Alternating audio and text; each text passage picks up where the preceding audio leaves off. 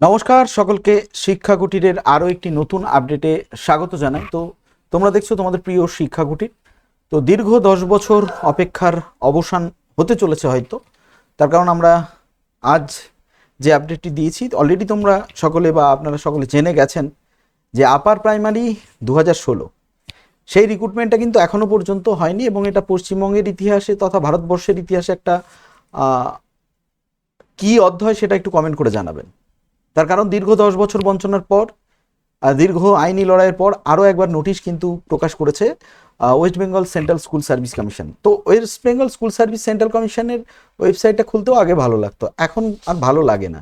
তো যাই হোক, এটা একটা সুখবরই বলা চলে। যারা হবু শিক্ষক রয়েছেন আপার প্রাইমারিতে, তাদের প্যানেল প্রকাশের জন্য কিন্তু রয়েছে দীর্ঘ আইনি প্রক্রিয়ার পর। আশা করছি খুব শিগগিরই এর একটা সুরাহা হবে, এবং পুজোর আগে হয়তো স্কুল পেলেও পেতে পারেন, এরকমই কিন্তু আপডেট রয়েছে। তো যাই হোক, আমরা নোটিশটা দেখে নেব, যে নোটিশটা কিন্তু একদম প্রথমেই রয়েছে, important notice for publication of panel in আরও first SLST 2016 assistant teacher upper primary level class except 10% seat reserve for para teacher. অর্থাৎ প্যারা টিচার ছাড়া বাকি 90% সিটের কিন্তু প্যানেল আসতে চলেছে, এবং জাজমেন্টের পরিপ্রেক্ষিতে সেটা হচ্ছে ম্যাট 638 অফ 2021 অ্যান্ড কনসার্ন ম্যাটারের পরিপ্রেক্ষিতে কিন্তু এটা আসতে চলেছে। তো আমরা নোটিফিকেশানটা একবার দেখে নিই, নোটিফিকেশানটায় কী রয়েছে সেটা একবার আমরা একটু দেখে নেব।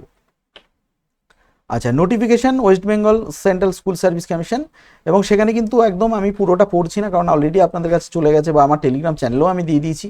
তো নোটিফিকেশানে কিন্তু যেটা রয়েছে যে 25 তারিখে কিন্তু এই যে প্যানেল সেটা কিন্তু পাবলিশড হবে, 25 তারিখে কিন্তু পাবলিশড হবে, এবং এরপরেই আসছে কাউন্সিলিংয়ের ব্যাপার।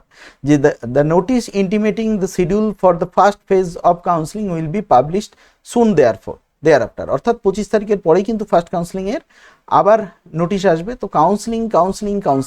তো এই সুরাহাটা হলে আবার নতুন করে আপার প্রাইমারি দরজাটা খোলা থাকবে। তো সকলেই তো আশান্বিত হয়ে রয়েছে, তো দেখা যাক কি হয়। এবং এটা কিন্তু আন্দোলনের একটা বড় সাফল্য বলা যেতে পারে, যদিও অনেক দীর্ঘায়িত হচ্ছে বিষয়টি। তো আপার প্রাইমারি কিন্তু এই নিয়োগের জট কাটলে কিন্তু আপার প্রাইমারির একটি বিজ্ঞপ্তি আসবে আবার নতুন করে। যতক্ষণ না পর্যন্ত এইটা কাটছে, অতএব এটা কিন্তু এবছরের মধ্যে নিষ্পত্তি হয়ে যাবে। তো সেক্ষেত্রে নিষ্পত্তি হয়ে যাক, অনেক ভাই বোন দাদা দিদিদের মুখে হাসি ফুটুক, এই বলে আজকের আপডেটটা এখানেই রাখছি। আর রাতে লাইভে আসছি, কমেন্ট করবেন, ভালো থাকবেন।